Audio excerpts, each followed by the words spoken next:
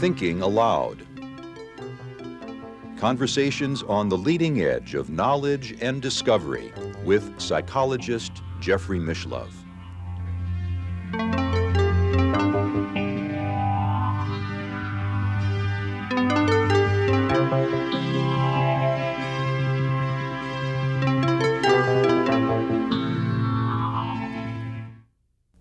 Hello and welcome. I'm Jeffrey Mishlove. Our topic today is Rethinking God. And with me is philosopher Neil Freer, author of Breaking the Godspell and God Games. Welcome, Neil. Thanks. Nice to be here. It's a pleasure to be with you again. Again. Yes, it's been now probably about a decade since our last interview. It seems phenomenal, but it is, yes. Your work is predicated upon the studies of the Sumerian scholar Zecharia Sitchin. And I think it would be good if we start, if we could summarize his findings, and then we'll talk about how you've begun to build your inquiry upon what he has discovered. Good idea. Zechariah, as most people are coming to realize, he's becoming more and well known, is a Sumerian scholar, a biblical scholar. He's a linguist and an archaeologist in that sense also, an expert on the Middle East. And he's one of 200 Sumerian scholars in the world who can pick up a clay tablet and read it like you and I can read the newspaper. And I think, I will say unequivocally, I think that the man's work from the last 35 or 40 years is probably worth a Nobel Prize. And in his core thesis. And his core thesis basically is that when you go back and look at the last 150 years of the archaeological information that we've acquired from the Middle East, and it was difficult to do that before because archaeology wasn't really an accepted science. There wasn't any science of archaeology in the Western Hemisphere, simply because the Judeo-Christian tradition said that basically Bishop Ussher was correct in his evaluation of the situation, where he added up the lifespans of those characters in the Old Testament, with the help of Kepler, by the way, one of the best astronomers of his day. And he came to the conclusion, Bishop Ussher did that, 4004 BC, all of everything here happened. The planet and 6 days of creation. But surely archaeologists did not accept those findings. No, but that's also why archaeologists weren't accepted when the science began. Because it was only until the late 1800s when Schliemann, and not an archaeologist, but he was a merchant, a German merchant, decided that he had sufficient information in the form of maps and documentation from his studies, so that he said, this can't be myth. Troy and the ancient cities and the ancient civilizations cannot be myth. I'm going down there and dig. And he went down and he dug up Troy. And of course that broke the case loose. And so from that point on, British explorers and adventurers and German, French, European people were down there collecting things for their mantelpieces. And eventually the evidence got so strong for the fact that these cities and these ancient civilizations, like Sumer, the sudden civilization, they began to take on a reality, and frankly what happened was that the academicians took over and said, well, now it's a science, and now we can teach it in the classroom. Well, and we live in that era, we have for some time. Exactly. Archaeology is a recognized science. Right. And so working from nothing but, basically, and he tries to restrict himself totally to the archaeological evidence that all other archaeologists are working with. He has said in his basic thesis that the transcultural gods of all the ancient civilization, known to all those ancient civilizations from the Sumerian, the Babylonian, the Hittite, and so on, were real. They were flesh and blood, alien humanoids who came here from the 10th planet in our solar system, colonized the planet 450,000 years ago, 300,000 years ago approximately, had a rebellion in their gold mines in South Africa. They were here apparently from the ancient records that we've acquired over the last 150 years for gold. And the mining communities, I didn't know this when we interviewed before, but the mining communities in South Africa now, the engineers, don't go looking for gold with a pick geologically anymore. They pretty much go looking for the ancient gold mines. They have found gold mines 100,000 years old, which verifies location-wise and time-wise some of the things that were said in the ancient records. Or let me recapitulate Sure. for a minute. The main thesis here, once again, that Sitchin claims to have discovered from the ancient Sumerian clay tablets is that well over 100,000 years ago, beings from another planet came to this earth, were engaged in mining operations, and that we, the populace on the planet, called them gods and thought of them as gods. I would like to fine tune that a little bit. We literally, if Sitchin is correct, were not here. The population that was apparently here was the end product of the indigenous evolutionary process, whatever drives that. Some whatever evolutionary ancestor exactly. of ours. Homo erectus, most likely. Yeah. And that was the end of the indigenous evolutionary process to that point. They came, had a rebellion in their gold mine 300,000 years ago, decided they would create a creature to take their place. They spliced. I mean, they were using their own kinds, their own workers as exactly. workers. A revolt took place, and they decided to create a new species through some form of genetic engineering. Correct. And they spliced, to make a rather lengthy process fairly short, they spliced their genes, imposed their genes on the genes of Homo erectus, and after some experimentation, here we are. And so we are the product we of are the end product genetic engineering. Exactly. A bicameral species, like two houses of Congress, two complete gene codes merged. And in passing, I would say that one of the most important things that we could do for ourselves is, in the process of reading out the entire human genome, which according to government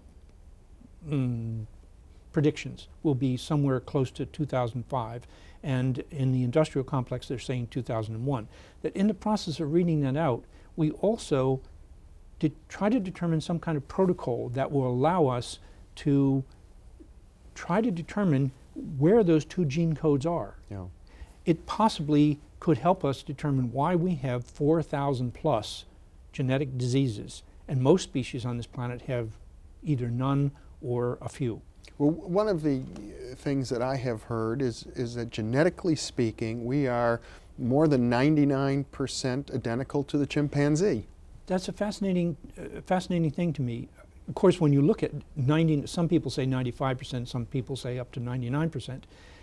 When you look at, even if it's 99%, and you look at that 1% difference between us and the chimps, that's pretty amazing. And so it is very possible, to my thinking, at least at this point, that even if that is the case, that because they were humanoid and apparently their gene code was close enough to be able to do that interlocking splice, that this does not negate that possibility. In other words, being that close to a chimp on the part of Homo erectus does not negate the fact that they could do genetic engineering. Of course not. We do extraordinary things today in genetic engineering. We can take animal genes and put them in a tobacco leaf. It's amazing. Yeah. It's amazing. And it will get more amazing, I'm sure.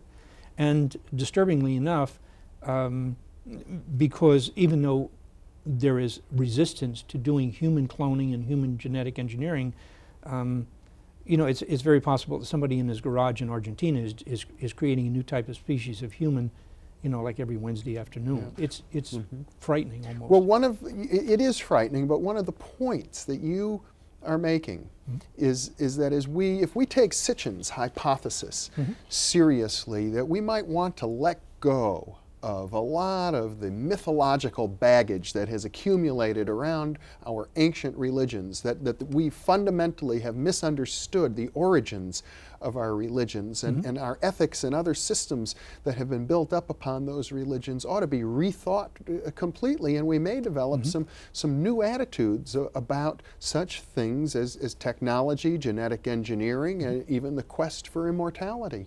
Absolutely. In fact, baggage is I think is a very good choice of word here, because in 1987, when I published Breaking the Godspell, I was working out the ramifications of Sitchin's thesis, and in a sense, in a thumbnail sketch, what we're looking at is that they came here, colonized the planet, invented us. We were subservient to them. We eventually, after they tried to wipe us out with the flood, became partial partners, subordinate partners with them. They taught us crash courses in civilization, in science. And then probably at the latest by 1250 BC, as best I can determine from the records and other investigators have said, they phased off the planet. They simply went back home. And home, by the way, before we get too far ahead, is the 10th planet in our solar system. And of course, that in itself is a fascinating topic, but the 10th planet is Planet X in the popular press. And what is almost mind-boggling to me is that Harrington, the now deceased, unfortunately, former head of the Naval Observatory, actually called Sitchin in. He had read Sitchin's book. I'd like to think I was responsible for that because I sent him a copy way back. Never heard from him, but I know he must have received it. He called Sitchin in and said, you know, we have found from the work that we did with the IRIS satellite, the IRAS, the infrared imaging satellite, in 83, 84, and also from our observational material, we know that there are wobbles in the path of Uranus and Neptune. And the only way we can account for that is by postulating that there is another planet out there. There is another body about Uranus size that is large enough to create that kind of gravitational attraction on them. And from the IRIS satellite, where at first the reports came back, they said, well, we think we have a planet out here. And then they said, well, no, it's probably a young galaxy forming way across the universe someplace. And I thought to myself when I read those reports back in 83, 84, something is not right here, fellas. You know, if you can't tell a planet from a young forming galaxy. But what can you do? Then they said, no, it's probably a comet. And then one of the junior members of that investigating team for the IRIS satellite that was analyzing the data said, you know, we're so sure that it's a planet that all we have to do is name it. And then total silence. I even called Palomar Observatory and said, tell me about this. And they acted indignant that I would even question them or ask about it.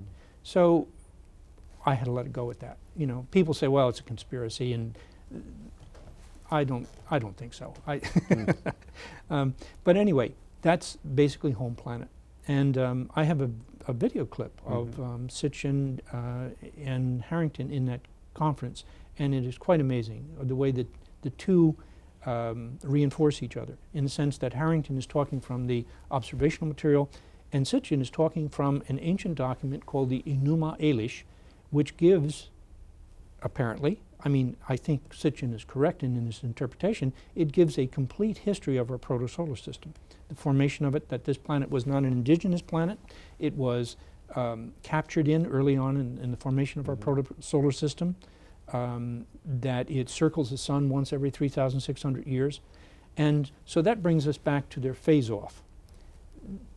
At that particular point in time, by 1250 BC, they had only rocket-based technology. Well, Neil, you've raised a fascinating argument here, and Sitchin, above all, is a provocative person, an original person, and a controversial person. Well, I say controversial, but my sense is, and maybe you can correct me, while there is some sort of indirect corroboration such as this of his ideas, my sense is that he's been ignored by the mainstream academic community, so ignored that nobody has even felt the need to engage in serious criticism of his work. That in itself is a fascinating phase of things, because on one hand you will have a person like Tom Van Flandern, who is formerly an associate of Harrington's in the Naval Observatory, who wrote Dark Planets, Missing Planets, Dark Matter, and so on. I have that title incorrectly, but that's close enough. And he mentioned Sitchin in his book as a very interesting theory. There are other scientists that I've talked to privately who will say, you know, he's pretty much right on. Sitchin is apparently a member of many of the technical professional societies and he gets reinforcement there. But it is simply a matter of it being such a radically, the requirement for scientists in the face of their peer group to make a 180-degree turn, that it's a very difficult thing. Nobody wants to go first. Certainly he has a big following. He has many books, and, he does. and they've Yeah. sold well for the popular audience. But I've taken some time at one point to look in the professional literature of archaeology and Sumerian studies, and I found only one review of his work, and it was a very nasty, short put down without any substance to it. But it seemed to reflect sort of mainstream thinking, is that this fellow is beneath contempt or something. Well, it's true. What happens is they bring on some great archaeo-communicator to try to chop him off at the knees. And with a nasty ad hominem attack. I could name a fellow who runs the Peabody Museum in Harvard who did just that in Archaeology magazine in 1987 or 88, and who told me privately after the fact that he was not really qualified to do that because his specialty was American archaeology and so on. But we just have to keep rolling and in any case, we needn't dwell too much more on Sitchin. It's enough to say that he is a very provocative thinker, and that you as a philosopher have said, well, what is, if he is correct, let's look at the implications of that. And my own sense is, even if Sitchin is 100% wrong, it's worthwhile engaging in this exercise to look at the implications of what if he were right. And frankly, I think some of his ideas seem very plausible. I find I spent 7 or 8 years before I even finished Breaking the Godspell, trying to critically evaluate his work. And I came to the conclusion that he was substantially correct, that I could bank on it.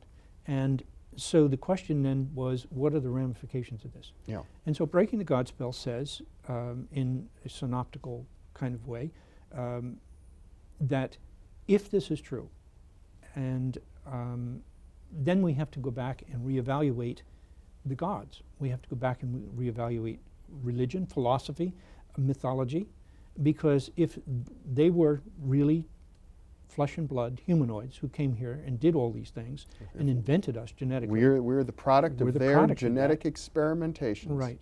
Then it is probably quite easy to see, if we accept this, that they came here, did these things, and then by 1250 BC, we're back to that point, they phased off. And since then, because they sort of went out and closed the laboratory door and left the lights on. Well, that's Sitchin's hypothesis. I might just as equally assume that they are the same beings who we today think of as the aliens associated with the UFO phenomenon. Well, there are reports of aliens, few relatively in the UFO literature, that look like them, though, because they were taller and huskier than we are.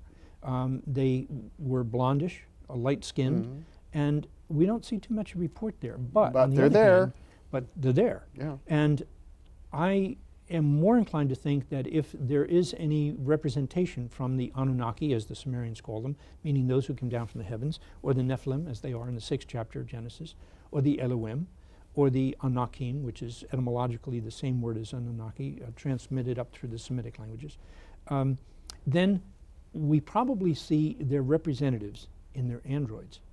I think that that a certain proportion, this is speculation, but I think that there is sufficient evidence to consider seriously that some of the gray types, the little gray types, not the ones from Zeta Reticuli, which I think are here, and which I think the government is in contact with, and that's a whole nother Of course, topic. we may be getting ahead of some of our listeners Yes. here, Yes. mentioning Zeta Reticuli and the particular aliens you think are associated with that. Right. But, Yeah. we'll have And to we skim shouldn't over get those into that at details. this point. I think what we really want to get into are the implications that you find in Sitchin's work. Right. With a side note to say that there may be some connection with ongoing UFO or alien activity, for all we know. Sure.